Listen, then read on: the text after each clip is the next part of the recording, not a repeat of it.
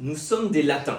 Vous avez peut-être entendu cette phrase. Si vous avez suivi un petit peu la Coupe du Monde de rugby, c'était la phrase qui n'a pas arrêté de ressortir dans la bouche de Fabien Galtier, le sélectionneur du 15 de France pendant la Coupe du Monde. Nous sommes des latins. C'était une excuse pour dire on est des gens qui s'adaptons à l'adversaire. Nous adaptons à l'adversaire. On ne sait pas tuer un match. On ne sait pas écraser l'adversaire quand on en a la possibilité. Enfoncer le clou. On ne sait pas faire ça. On s'adapte à l'adversaire. Donc on élève notre niveau si l'adversaire est bon. On l'abaisse si l'adversaire n'est pas très bon. On gagne juste ce qu'il faut. On se relâche. Alors je ne sais pas s'il a raison sur trouver les origines de cela dans nos origines latines. Mais c'est vrai que je retrouvais ça dans ma propre expérience quand j'ai fait du tennis quand j'étais jeune.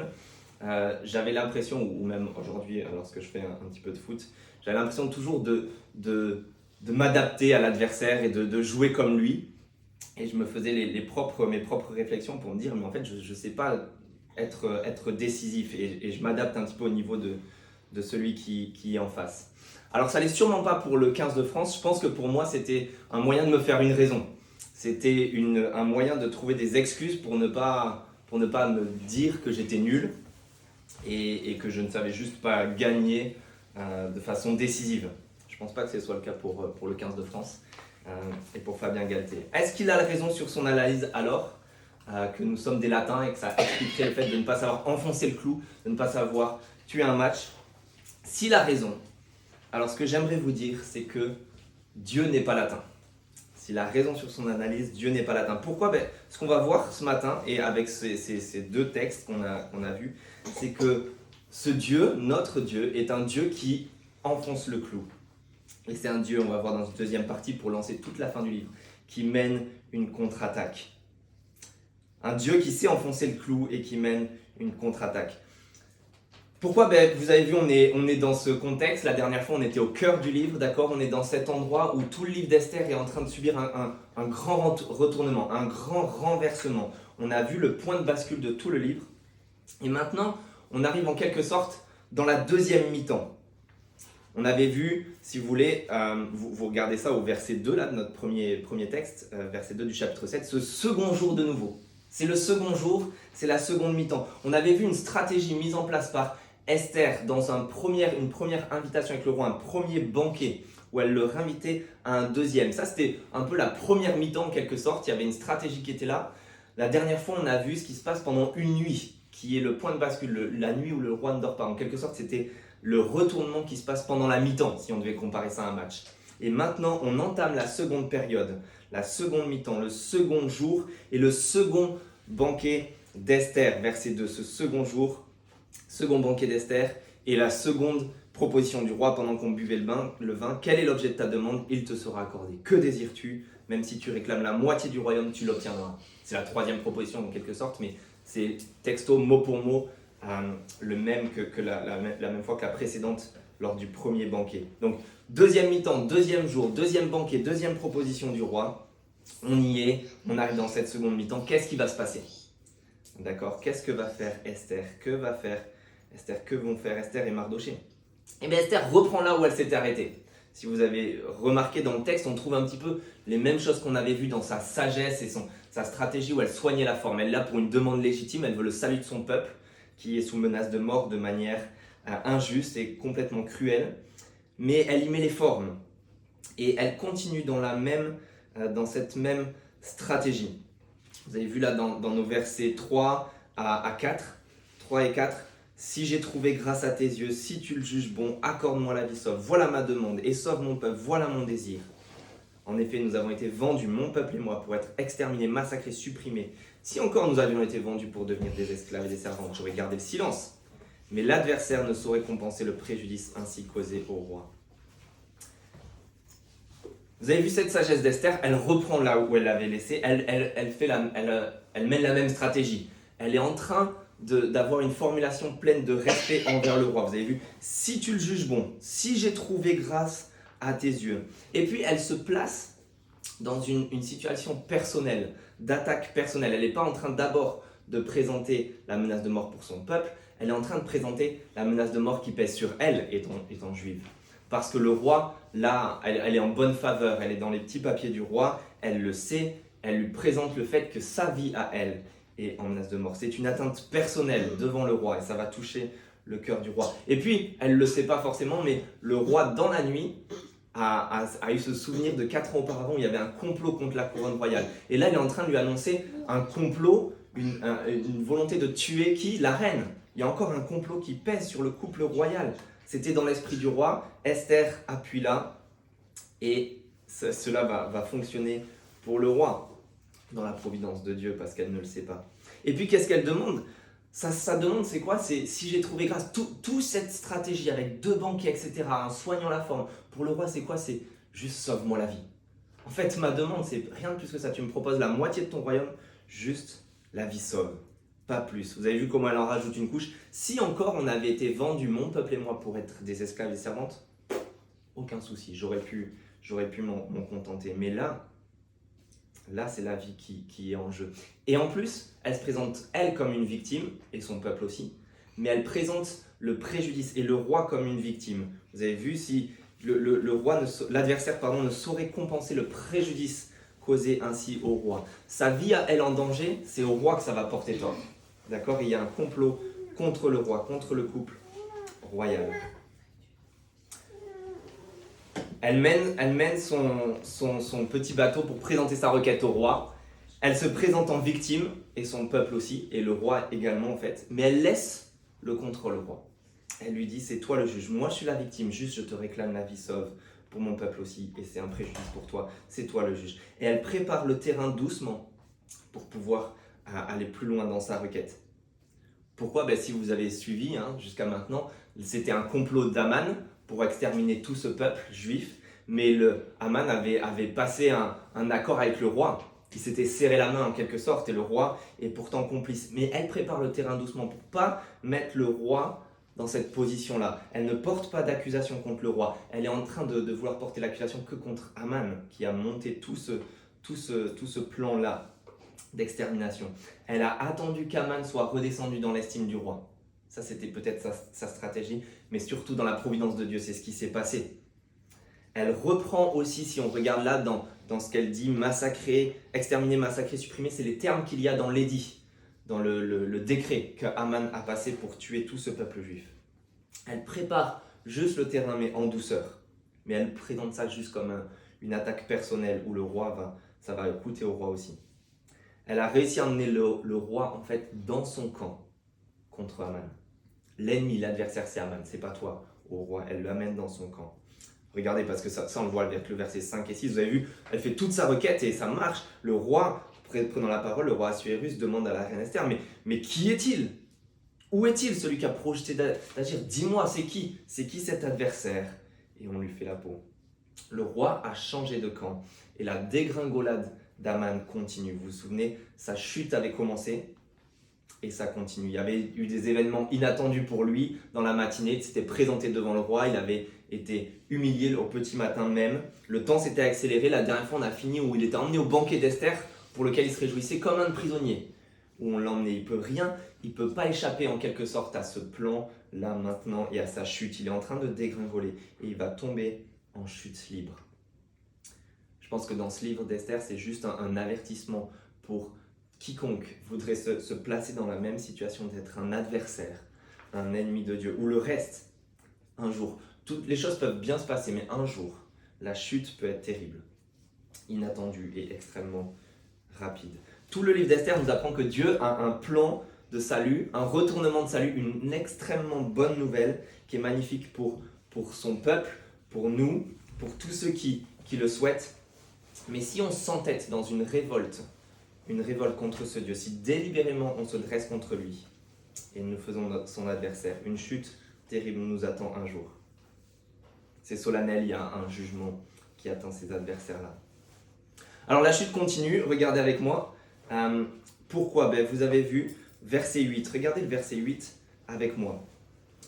Le roi part et à son retour du jardin de palais, il trouve, en pénétrant dans la salle de banquet, le roi le trouve à Aman, affalé contre le siège. En fait, c'est tombé, il est affalé, il est par terre. Sa chute, on est en train de le voir au pied du divan, il est tombé. Sa chute est allée jusqu'à le mener au pied d'Esther. au pied du canapé, affalé. Et cette chute qui s'est enchaînée, cette dégringolade, et qui l'amène en chute libre maintenant, elle est menée par la parole du roi, par deux coïncidences sans même qu'Esther prenne la parole, et puis par les paroles du roi. Regardez avec moi. On va regarder ça.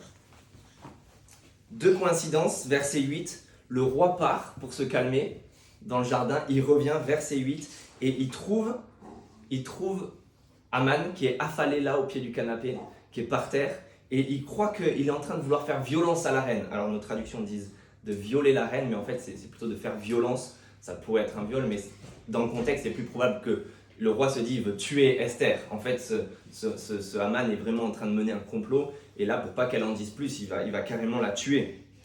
La violer a moins de sens, mais en tout cas il se trompe complètement, c'est un quiproquo alors que Aman est tombé pour demander la vie sauve. Il trouve Aman en train de faire violence à la reine, il veut la tuer en plus. Et puis regardez le deuxième quiproquo, verset 9. Harbona, l'un des eunuques, dit alors devant le roi, il y a une potence préparée par Aman à l'intention de Mardoché, celui qui avait parlé pour le bien du roi.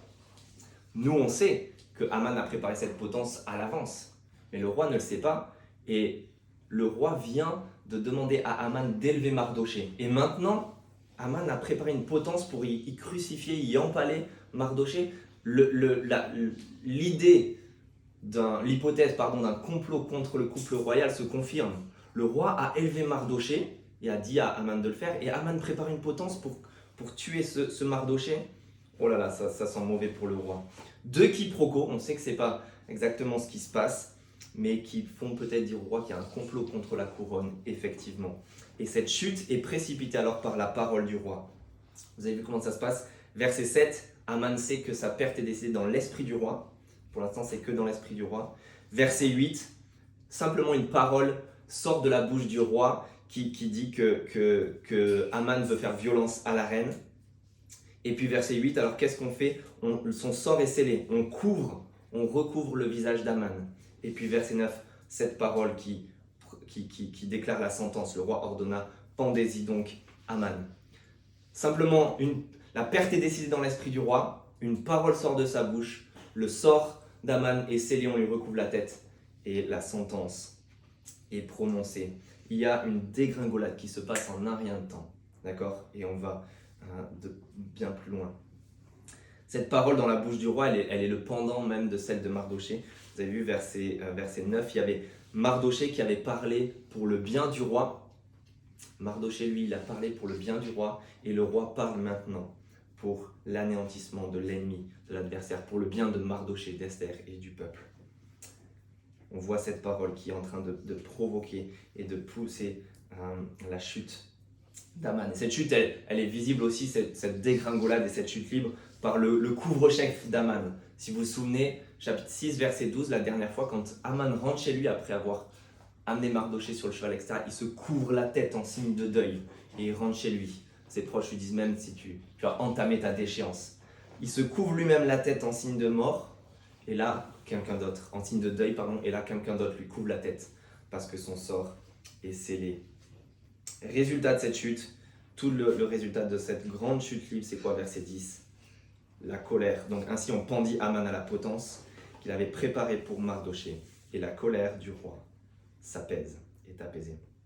Les amis, dans ce livre d'Esther, c'est la première fois qu'on voit le roi prendre une décision par lui-même. Jusqu'à maintenant, il ne prend jamais une décision. Il est toujours en train de demander à ses conseillers qui le manipulent, qui lui font prendre des décisions. Et on avait vu au chapitre 1, pour sa première décision contre Vashti, il est manipulé, il est mené en bateau, il prend une décision. Et chapitre 2, verset 1, qu'est-ce qu'il fait quand sa colère s'est apaisée? Il pense avec regret à la décision qui a été prise avec Vashti. C'était pas juste, c'était pas bon.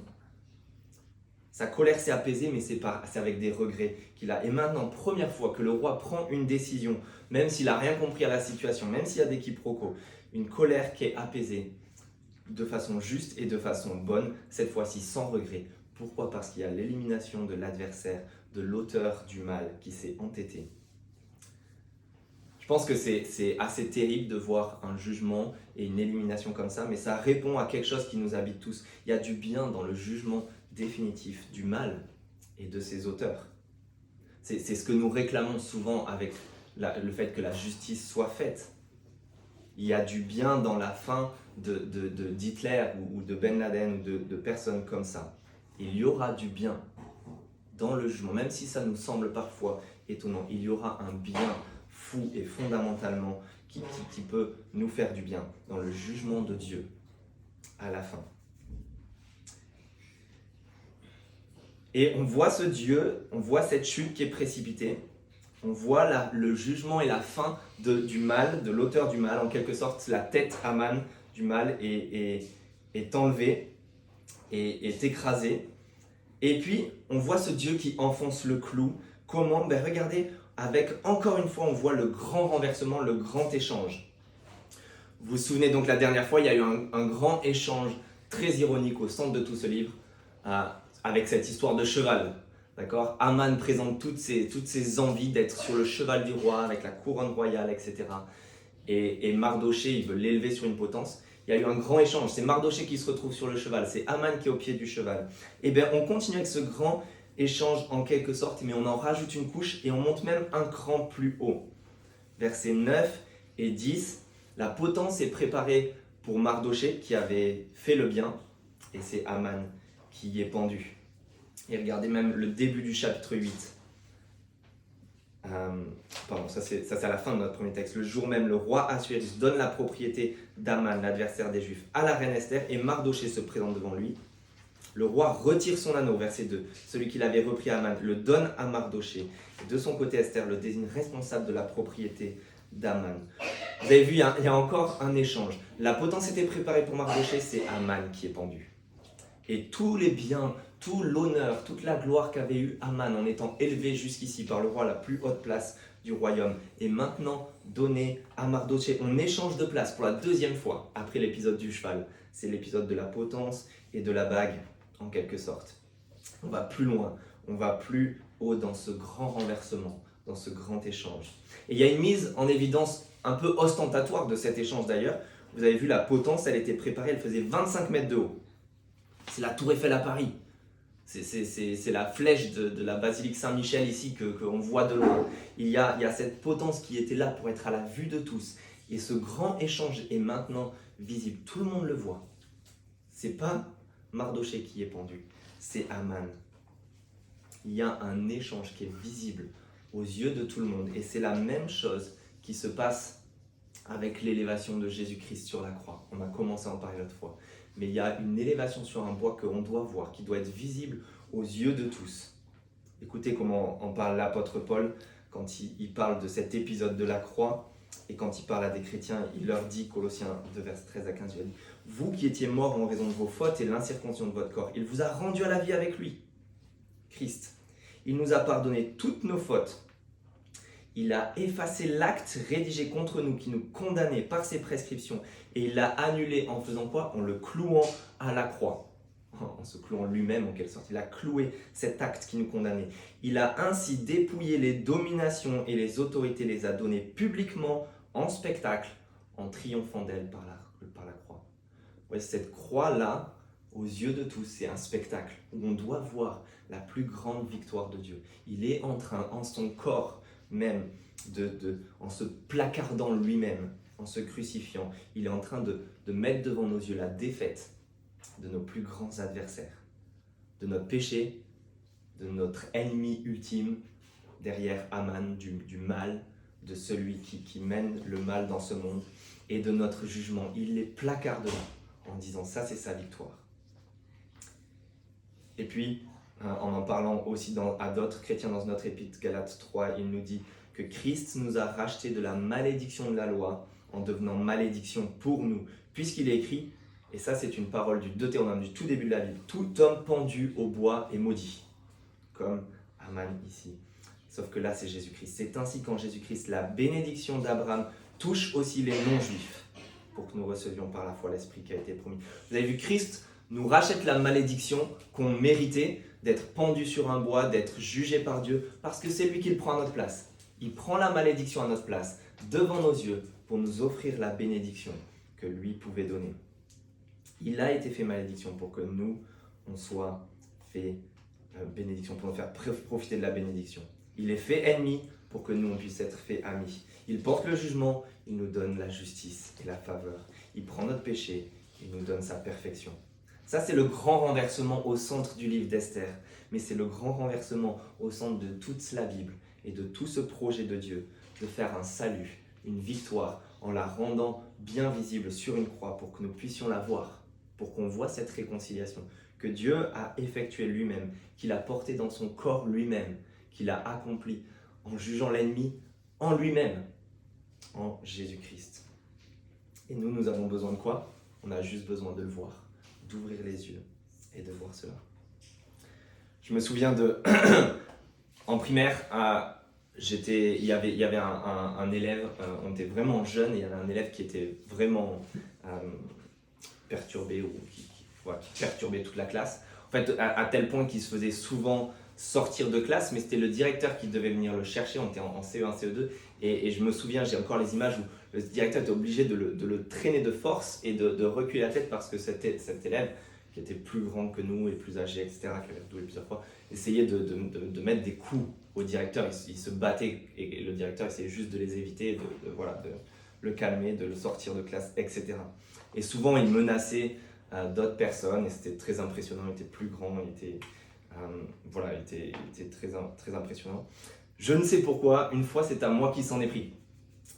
Jusqu'à ce que un de mes meilleurs amis à l'époque vienne et s'interpose en quelque sorte et se mette entre nous deux. Et c'est lui, en un rien de temps, quelques minutes, 1-2 minutes, c'est lui qui a commencé à se prendre toute la colère de ce gamin-là et s'est retrouvé, j'ai encore l'image là sous mes yeux, où il y avait une butte dans notre cour de récréation, et il se fait rouer de coups et jusqu'à être par terre, et il prend les coups à ma place.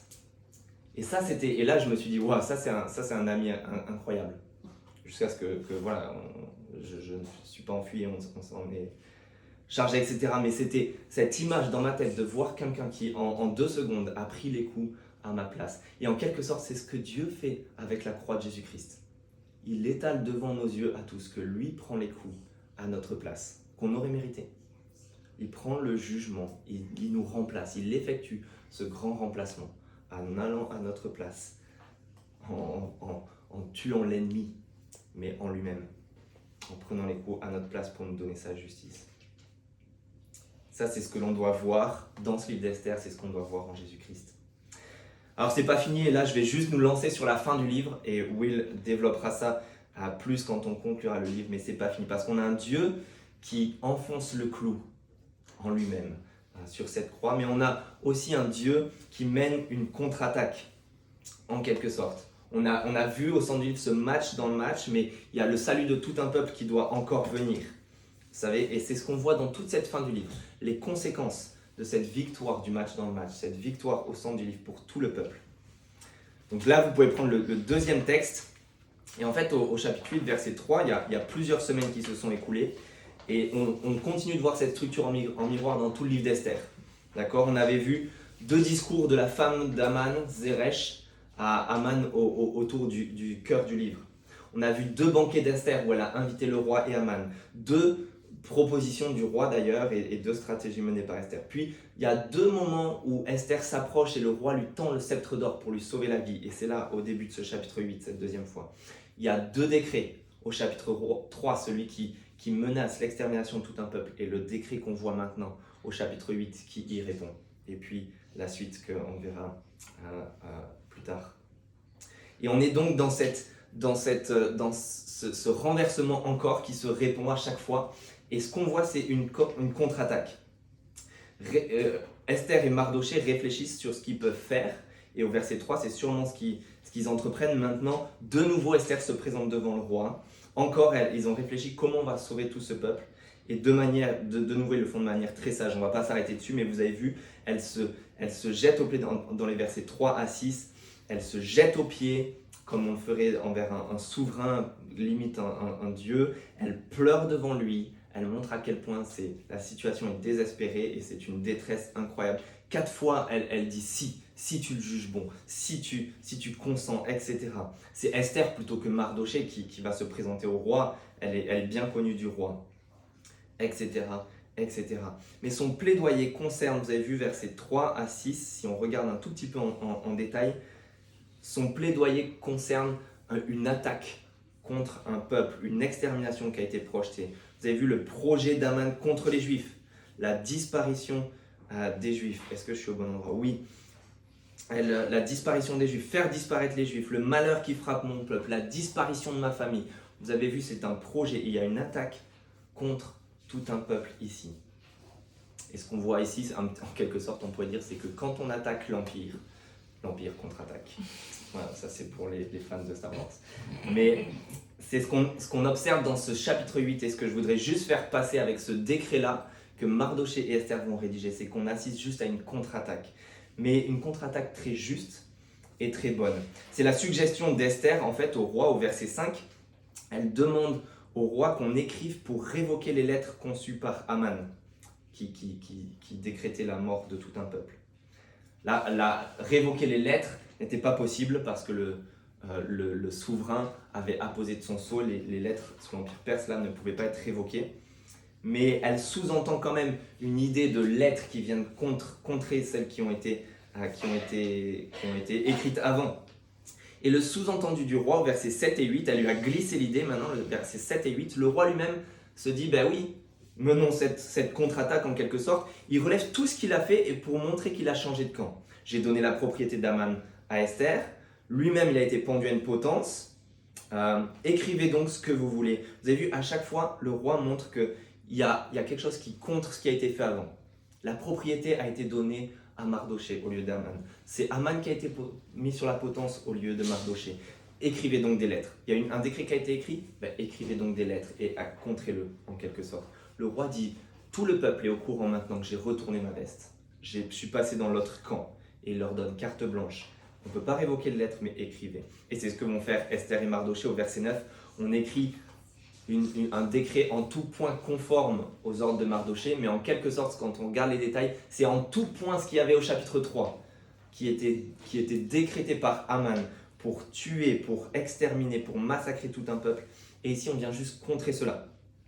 Les destinataires sont les mêmes, tous sans aucun oubli. Tous sont informés, tout l'Empire plus s'use, la langue dans toutes les langues, l'autorité de nouveau on l'a, le sceau royal, le moyen de transport on l'a de la même manière avec les chevaux, on l'a même encore plus rapide. Tout est fait pour faire la même chose mais juste en contre-attaque en quelque sorte. Sauf que ce n'est pas une contre-attaque injuste qui serait aussi mauvais que l'édit du chapitre 3, peut-être que ça vous a choqué à la lecture. Mais ce dont on assiste ici, ce n'est pas un état de siège et un bombardement où les mauvais et même les innocents et les civils sont en train de mourir. Non, on est en train, dans ce décret, de juste décréter le jugement des ennemis seuls. Seulement ceux qui se sont endurcis, qui sont déterminés délibérément dans le mal et dans le fait de vouloir tuer et massacrer. Si vous regardez dans les versets 11 à 14, on a une inversion dans ce décret qui reflète un moyen de légitime défense. Les Juifs doivent juste défendre leur vie. Ils sont autorisés à défendre leur vie contre ceux qui les attaquent. Il y a les mêmes termes dans le décret qu'exterminer, massacrer, supprimer. C'est les mêmes groupes, d'accord? Ils doivent défendre leur vie contre tous leurs ennemis. Que ce soit des hommes, des femmes ou des enfants qui les attaquent, qui veulent vraiment les tuer, ils ont le droit de se défendre. Même moyen, ils ont le droit de piller leur bien, même date, juste un jour. Et vous avez vu dans ces versets-là, 11 à 14, si vous le cherchez, ils doivent juste défendre leur vie contre ceux qui prendraient les armes contre eux. En quelque sorte, ils ont à défendre leur vie contre ceux qui sont des ennemis délibérés et assumés. Vous vous souvenez, donc cette victoire, elle a été publiée, exposée publiquement à la vue de tous, à 25 mètres de haut. On sait que le roi a changé de camp. Et maintenant, on est en train de faire un décret à tout le monde pour avertir qu'il n'y a pas à massacrer ces Juifs. Avant, on ordonnait à tous les peuples d'aller massacrer tous les Juifs. Et maintenant, on leur dit ne le faites pas, parce qu'ils ont le droit de se défendre. C'est comme si vous étiez informé. Vous avez une pub à tous les coins de rue. Vous avez des notifications sur votre téléphone en permanence. Tu ne peux pas ne pas être au courant sur toutes les chaînes. Tout le monde en parle, tous les réseaux. C'est un document, en quelque sorte, qui laisse la chance de se raviser à tout le monde, de ne pas aller attaquer. Et ça prévient. Si quelqu'un voudrait le faire, ces Juifs, ce peuple, a le droit de défendre sa vie. En quelque sorte, les ennemis qui vont le rester vont être des gens qui vont délibérément et de façon déterminée vouloir tuer, vouloir massacrer ce peuple. Ce sont des Aman-bis qui s'entêtent à vouloir tuer ces gens-là. Et du coup, il y a une défense possible. Et je pense que ça, dans le livre d'Esther, doit nous avertir de manière un peu solennelle, encore une fois, sur ce jugement final. Mais ce jugement final, même dans la grande histoire de Dieu, ce jugement final à la fin sera juste, entièrement juste, pour des ennemis qui le sont de manière délibérée.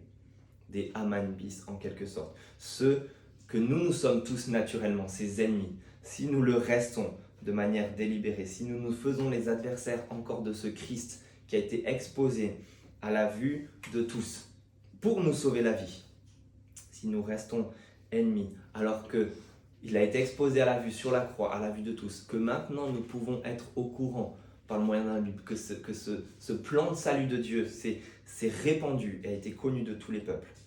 Il y aura un jugement effectivement qui vient pour tous ceux qui délibérément persistent à rester adversaires de ce Dieu-là, qui nous sauve la vie. En quelque sorte, tant que nous sommes tous un peu ces citoyens qui vivons dans ce royaume, même si on est juste inintéressés, même si on est juste ignorants, nous sommes tous sous la domination à la base de cet Aman, du mal, de l'ennemi.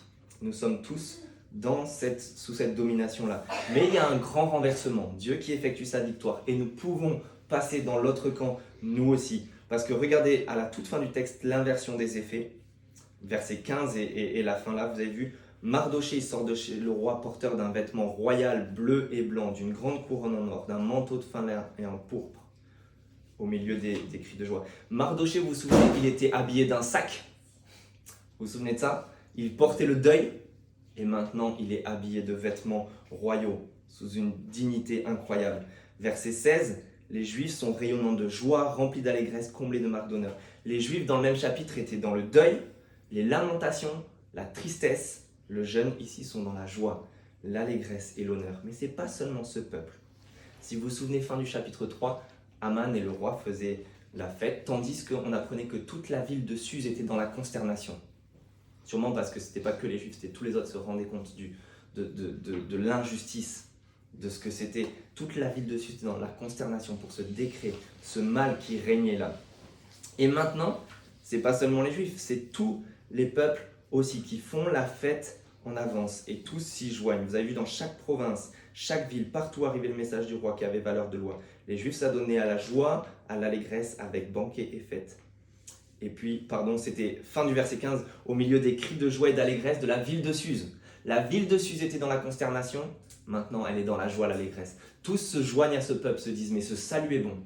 Et fin du verset 17, les membres des autres peuples se font juifs, ils se font les membres de ce peuple-là qui bénéficie du salut.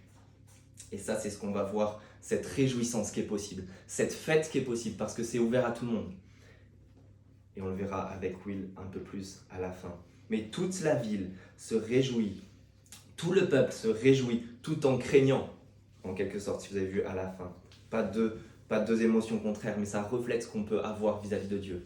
Le craindre parce qu'il est Dieu, un immense Dieu, un grand Dieu, mais en se réjouissant parce qu'il fait un plan de salut incroyable. Et on fait la fête à l'avance. Ici, on fait juste la fête à l'avance, c'est l'avant. C'est le calendrier de l'avant. On fait la fête avant la date de Noël. Chaque jour est un jour de fête et tout le monde veut s'y joindre.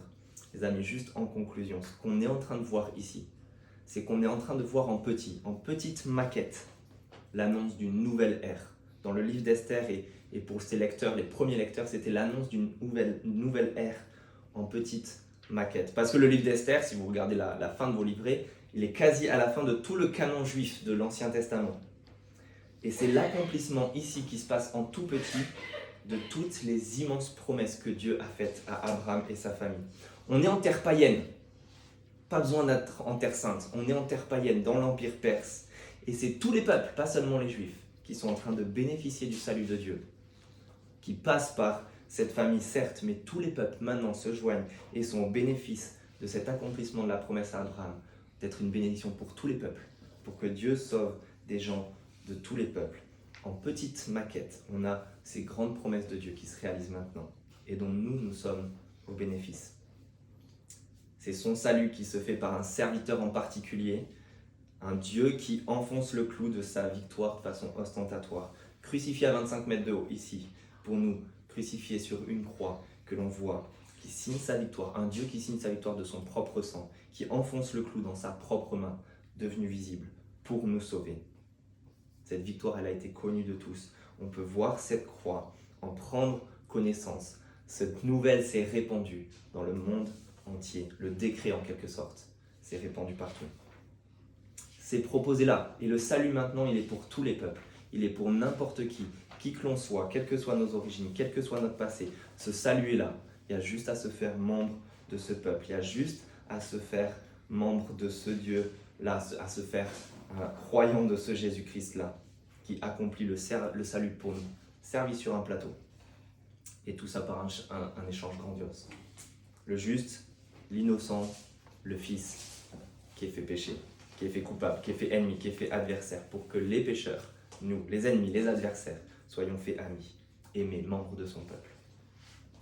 C'est son appel, et je vous propose juste de prier pour finir avec ça. C'est l'appel de ce Dieu qui enfonce le clou pour nous et qui nous sauve.